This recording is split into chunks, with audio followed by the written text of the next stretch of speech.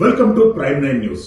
ఢిల్లీ వేదికగా global AI summit 2026 కార్యక్రమం కొనసాగుతుంది. 6 రోజుల పాటు కొనసాగేటటువంటి ఈ కార్యక్రమంలో ప్రపంచవ్యాప్తంగా ఉన్నటువంటి సుమారు 2 లక్షల మంది సాఫ్ట్వేర్ ఉద్యోగులు, inventors, global thinkers, geopoliticians ఈ గ్లోబల్ ఏఐ సమ్మిట్ కు అతిథులుగా హాజరవుతున్నారు. వివిధ అంశాలపై కొనసాగుతున్నటువంటి అధ్యయనాలపై, భవిష్యత్తు తరాలకు ఏ రకమైనటువంటి అంశాలు అవసరం ఉంది అనేటటువంటి అంశాలపై, ఆర్టిఫిషియల్ ఇంటెలిజెన్స్ తో పాటు మనకు అగ్రికల్చర్ అంటే వ్యవసాయంలో ఉపయోగపడేటటువంటి పద్ధతుల వరకు ఈ గ్లోబల్ ఏఐ సమ్మిట్ లో చర్చించడమే కాకుండా భారత్ లాంటి అభివృద్ధి చెందుతున్నటువంటి దేశాలు, భారత్ లాంటి సూపర్ పవర్ ఉన్నటువంటి దేశాలు, నరేంద్ర మోడీ గారు కోరుకున్నట్టు విశ్వ భారతం, విశ్వ సుందరము, వికసిత్ భారతం అనేటటువంటి అంశాన్ని 2047 వరకు పూర్తి చేయగలిగేటటువంటి సత్తా ఉందనేటటువంటి చాటుకునేటటువంటి ఏకైక వేదిక ఢిల్లీ వేదికగా కొనసాగుతున్నటువంటి గ్లోబల్ ఏఐ సమ్మిట్. ఈ గ్లోబల్ ఏఐ సమ్మిట్ లో ప్రపంచంలోనే పేరెన్నికైనటువంటి ఓపెన్ ఏఐ కానివ్వండి, గూగుల్ కానివ్వండి, చాట్‌జిపిటి కానివ్వండి, వాళ్ళకు ఉన్నటువంటి ప్రతి ప్రొడక్ట్ను ఈ సందర్భంగా ప్రజెంట్ చేయడమే కాకుండా ఇండియాతో వాళ్ళ బిజినెస్ డీల్స్ ను ముందుకు కొనసాగించాలనేటటువంటి అంశంతో ఇక్కడ గ్లోబల్ ఏఐ సమ్మిట్ 2026 అనేటటువంటిది కొనసాగుతుంది. మనకు ఇన్ఫర్మేషన్ టెక్నాలజీ అంటేనంటే మనకు మొట్టమొదటగా గుర్తుకొచ్చేది హైదరాబాద్, సైబరాబాద్, 2 తెలుగు రాష్ట్రాలు.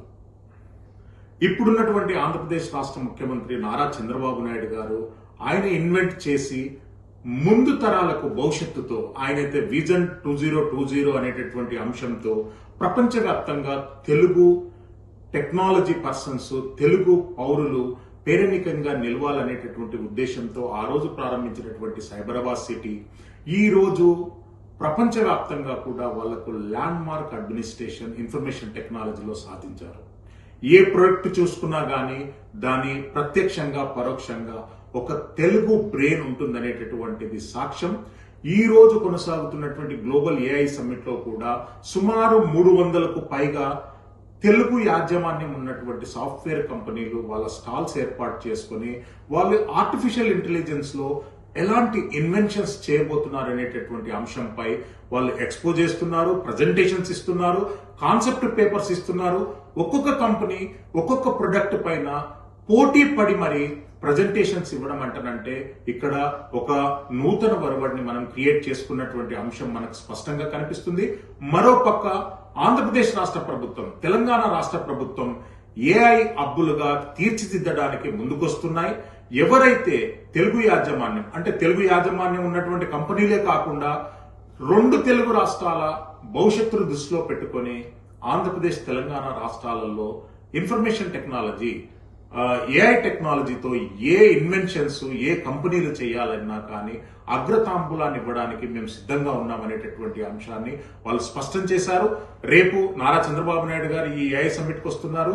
గత 3 రోజుల నుండి ఆంధ్రప్రదేశ్, తెలంగాణ రాష్ట్రానికి చెందినటువంటి ఐటీ దిగ్గజాలతో పాటు రాజకీయ నాయకులు, కేంద్ర మంత్రులు, ప్రజాప్రతినిధులు వచ్చి ఇక్కడ కొనసాగుతున్నటువంటి ఏఐ సమ్మిట్ లో వాళ్లకు నచ్చినటువంటి అంశాలపైన విచారణ చేయడమే కాకుండా ఇక్కడ కొనసాగుతున్నటువంటి టెక్నాలజికల్ ఇన్వెన్షన్ ను ఆంధ్రప్రదేశ్, తెలంగాణ రాష్ట్రాలలో ఎలా అభివృద్ధి చేయాలనేటటువంటి అంశంపై తీవ్రంగా చర్చిస్తున్నారు. కేంద్ర ప్రభుత్వం కూడా 2 తెలుగు రాష్ట్రాలలో ఆర్టిఫిషియల్ ఇంటెలిజెన్స్ హబ్ గా మార్చేందుకు ముందుకొస్తామనేటటువంటి అంశాన్ని స్పష్టం చేశారు. ఈ రోజు ఢిల్లీ భారత్ మండప్ పేరుగా కొనసాగుతున్నటువంటి ఈ ఏఐ సమ్మిట్ సుమారు 50 సంవత్సరాల పురోగతికి ఒక నాంది వేస్తుందనేటటువంటి అంశాన్ని ఇక్కడ పార్టిసిపేట్ అవుతున్నటువంటి వక్తలు, వివిధ కంపెనీల నుండి వచ్చినటువంటి టెక్ దిగ్గజాలు వాళ్ళ అభిప్రాయం వ్యక్తం చేస్తున్నారు. భారత్ తో కలిసి పనిచేయడానికి వాళ్ళు ఎంతో గర్వకారణంగా ఈ సందర్భంగా తెలిపారు. Silveri Srisailam for prime 9 news.